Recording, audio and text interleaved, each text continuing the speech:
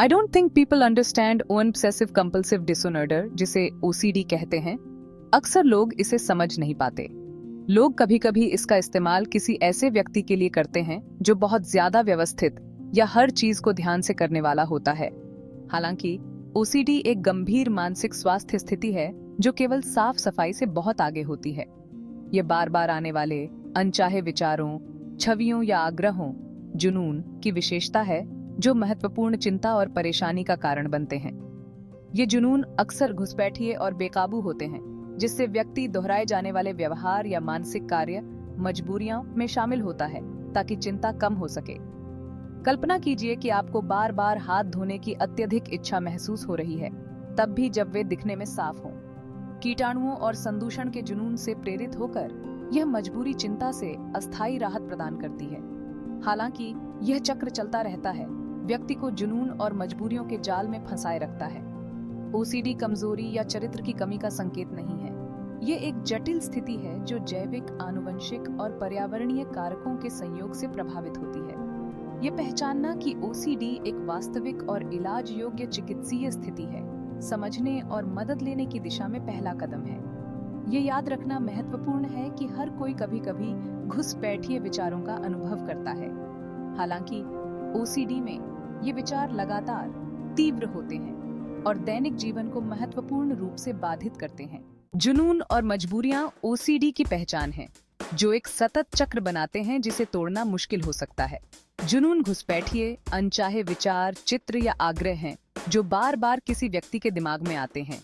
ये विचार अक्सर परेशान करने वाले होते हैं और तीव्र चिंता का कारण बनते हैं। सामान्य जुनूनों में संदूषण का डर, खुद को या दूसरों को नुकसान पहुंचाने का डर और समरूपता की आवश्यकता शामिल है। मजबूरियां दोहराए जाने वाले व्यवहार हैं जिन्हें एक व्यक्ति जुनून के कारण होने वाली चिंता को कम करने के लिए करता है। ये क्रियाएं अस्थायी राहत प्रदान करती हैं, लेकिन चक्र फिर से शुरू हो जाता है। इससे मुक्त होने के लिए अंतर्निहित जुनूनों को दूर करने और स्वस्थ मुकाबला तंत्र विकसित करने की आवश्यकता है। ओसीडी का प्रभाव व्यक्ति से कहीं आगे तक फैला हुआ है, जो अक्सर रिश्तों, काम और समग्र कल्याण को प्रभावित करता है। मजबूरियों की समय लेने वाली प्रकृति दैनिक गतिविधियों में महत्वपूर्ण रूप से हस्तक्षेप कर सकती है। ओसीडी से पीड़ित व्यक्ति अनुष्ठानों में संलग्न होकर हर दिन घंटों बिता सकते हैं, जिससे काम, स्कूल, शौक या सामाजिक संपर्क के लिए बहुत कम समय बचता है। रिश्ते भी प्रभावित हो सकते हैं क्योंकि प्रियजनों को ओसीडी की बेकाबू प्रकृति को समझने के लिए संघर्ष करना पड़ता है। आश्वासन के लिए व्यक्ति की आवश्यकता और कुछ स्थितियों से बचने से तनाव और दबाव पैदा हो सकता है। इसके अतिरिक्त ओसीडी से जुड़ी शर्म और कलंक के कारण व्यक्तियों के लिए मदद लेना या दूसरों पर भरोसा करना मुश्किल हो सकता है।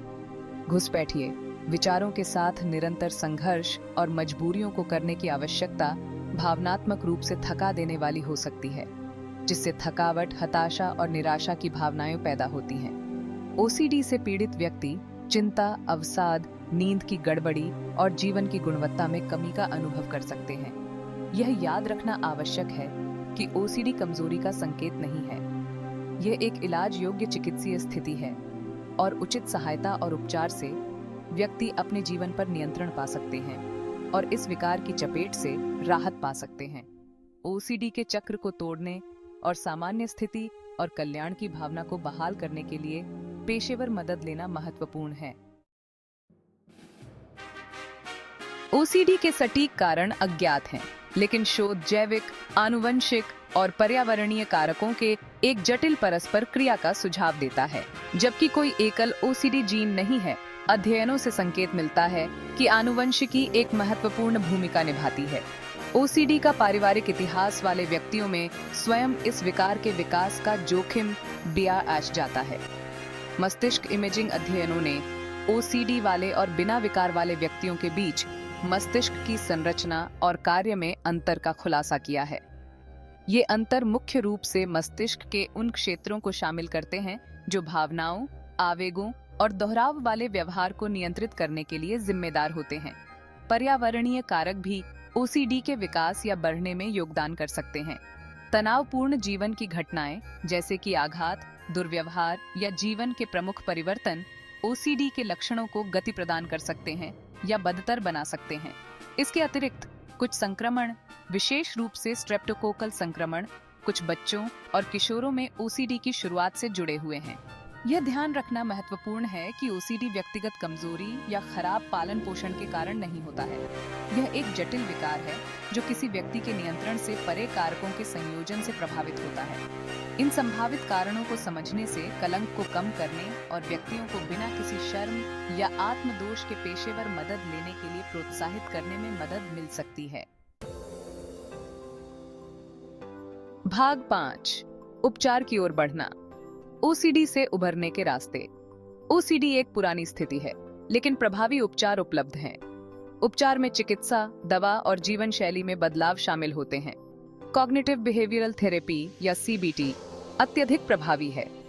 सीबीटी नकारात्मक विचारों और व्यवहारों को बदलने में मदद करता है। एक्सपोजर एंड रिस्पांस प्रिवेंशन या ईआरपी एक विशिष्ट प्रकार का सीबीटी है। एसएसआरआईज जैसे दवाएं मस्तिष्क के रसायनों को विनियमित करने में मदद करती हैं। एसएसआरआईज जुनून और मजबूरियों को कम करने में सहायक हो सकते हैं। सहायता समूह एक सुरक्षित और सहायक वातावरण प्रदान करते हैं। कहानियों को साझा करना और प्रोत्साहन पुनर्प्राप्ति में अमूल्य हो सकता है। सही उपचार योजना खोजने में समय और धैर्य लगता है। एक योग्य मानसिक स्वास्थ्य पेशेवर के साथ मिलकर काम करना महत्वपूर्ण है। भाग 6, जिम्मेदारी लेना। ओसीडी को मैनेज करने के लिए खुद की देखभाल के तरीके। पेशेवर मदद के साथ खुद की देखभाल की रणनीतियां उपचार के परिणामों में वृद्धि कर सकती हैं। नियमित दिनचर्या से चिंता कम हो सकती है और नियंत्रण की भावना बियाज सकती है। ध्यान और गहरी सांस लेने के व्यायाम विश्राम को बढ़ावा दे सकते हैं। व्यायाम, संतुलित आहार और पर्याप्त नींद से मूड पर सकारात्मक प्रभाव पड़ता है। नकारात्मक विचारों की पहचान और चुनौती देना आवश्यक है। संज्ञानात्मक पुनर्गठन तकनीकें तर्कहीन विचारों को बदलने में मदद कर सकती हैं। सहायक मित्रों और परिवार से जुड़ने से भावनात्मक सहायता मिलती है। खुद की देखभाल स्वार्थी नहीं है, अपनी देखभाल करना महत्वपूर्ण है। भाग 7, भ्रांतियों को दूर करना। ओसीडी कोई अजीब आदत नहीं, बल्कि एक गंभीर स्थिति है। ओसीडी को अक्सर तुच्छ और गलत समझा जाता है, जिससे हानिकारक रूढ़िवादिताएं और भ्रांतियां पैदा होती हैं।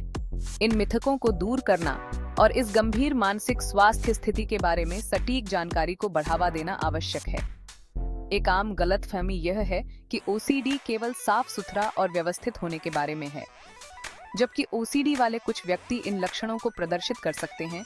यह याद रखना महत्वपूर्ण है कि ओसीडी घुसपैठिए, परेशान करने वाले विचारों और दोहराव वाले व्यवहारों की विशेषता है, जो दैनिक जीवन में महत्वपूर्ण रूप से हस्तक्षेप करते हैं। एक और मिथक यह है कि ओसीडी से पीड़ित लोग इससे आसानी से बाहर निकल सकते हैं या यह कमजोरी की निशानी है। ओसीडी एक जटिल विकार है जो जैविक, आनुवंशिक और पर्यावरणीय कारकों के संयोजन से प्रभावित होता है।